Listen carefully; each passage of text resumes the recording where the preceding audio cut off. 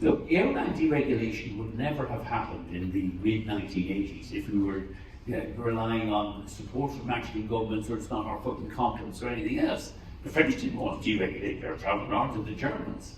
But Sutherland, Delors, you had really an active commission who really wanted to transform the single market. I think going forward, one of the challenges facing Europe is how do we reinforce or reinvigorate the single market and prove to certainly citizens we are delivering value for you.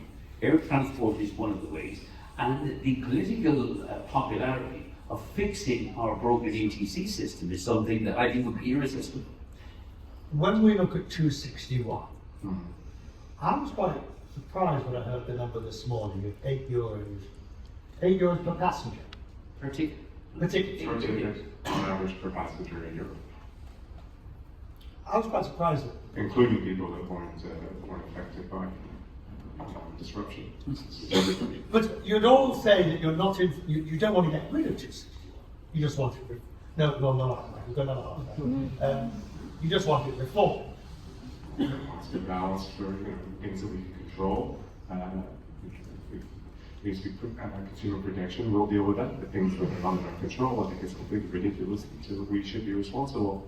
There needs to be a way for us to recoup those costs, and there isn't today, and that's what we're all pushing for. And evolution is something that makes sense. Today, not only are we paying for things that are completely out of our control, you've developed this whole industry of middle people. Phenomenal. Every time I get a delayed flight, and I find more than most, the number of emails I get asking me, would you like us to check if we can get recouped for you? There's something like with the policy that are in place today, you could buy €100 ticket and you're going to get several €100 as compensation, something that the airline wasn't even in control of. Have you heard of arbitrage where people are buying more cheap tickets so that there's the possibility of getting compensation on when they know there might be problems? Not in Ryanair. We have so few cancellations and so few flight delays that we're responsible for any. Probably no upside in it. What reform do you want? I think two fundamental reforms. One is to link the compensation to the airfare paid. If you selected to pay Lufthansa €900 economy fare in Germany, you should be entitled to compensation of 1 or 2 times the fare.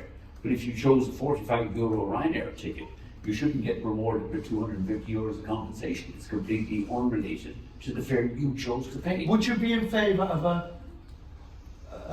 the same metric? So if Lufthansa is going to give you 1.5 times the fare, you'd have to give 1.5 times the fare. I mean, at the moment,